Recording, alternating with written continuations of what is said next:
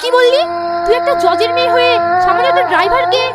বাহ, চালটা তো ভালোই চেলেছো। আমার সরলতার সুযোগ পেয়ে আমার মেয়েকে প্রেমের জালে ফাঁসিয়েছো। বেড়া বেড়া আমার বাড়ি থেকে।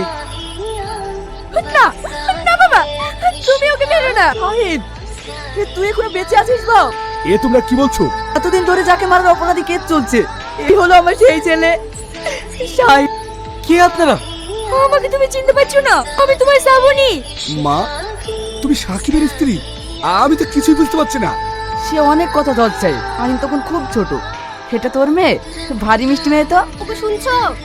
আমি একটা কথা বলার জন্য ডাকলাম। আমি যতদূর জানি ভাইদের অবস্থা খুব ভালো, আর ছেলেটা ছাড়া ওর কেউই নেই। বলছিলাম ওই বাবুর সঙ্গে আমার বুড়ির বিয়ে দিলে হয় না? বড় হলে আবার কার মত কমনে যায়। দাঁড়াও, এই বিষয়টা নিয়ে আমি আলোচনা করে দেখছি। এই শালা, আজ থেকে তোর সাথে আমার বন্ধুত্ব সম্পর্ক শেষ। শোন শালা, আজ থেকে তুই আমার বিয়াই। এত ছোটতে? তাতে কি হয়েছে?